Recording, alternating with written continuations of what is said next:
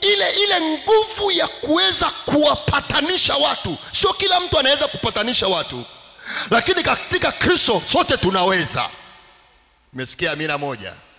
Bwana Yesu asifiwe. Ndio maana unasikia kuna watu kabisa wameandaliwa kwa ajili ya kupatanisha watu waliofanya nini? Waliogombana. Jina la Bwana libarikiwe. Mimi nimesomea mambo ya counseling na ninafanya hiyo kazi kwa sehemu sasa. Ninakutana na kesi nyingi sana za kupatanisha nini? Watu. Na kuna vitu vingi tumejifunza kule ndani ya kupatanisha watu. Sio kipengele kidogo ukute watu wamegombana alafu hakuna hata mmoja anakubali kushuka. Usipokuwa na hiyo huduma na neno, vitu viwili. Huduma kama ofisi. Anasema ametupa huduma ya upatanisho, ni kama ofisi. Lakini hii ofisi ya upatanisho lazima iwe na neno kama kitendea kazi. Tuko pamoja kanisa la Bwana?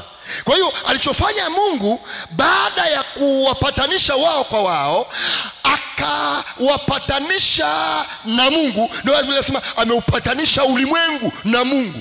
Baada ya kufanya hicho kitu, hakuacha hivi hivi, akawapa huduma ndani yao, akawapa ofisi ya upatanisho.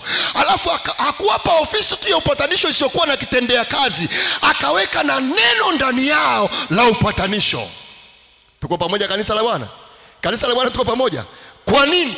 Ili hata akiondoka, kwa sababu huyu ana ofisi ya upatanisho ndani na neno la upatanisho, na huyu ana ofisi ya upatanisho ndani na neno la upatanisho. Hawa wawili, unisikilize niseme na wewe, hata jua lishuke na mwezi upande, hawawezi kuitilafiana tena. Kwa nini? Kwa sababu ana huduma ya upatanisho na neno la upatanisho, ana huduma ya upatanisho na neno la upatanisho. Kikija chochote cha kuwatenganisha, ile huduma na neno na huduma na neno inakilia lile tatizo, wanaendelea kupatana tena mpaka uzima wa milele.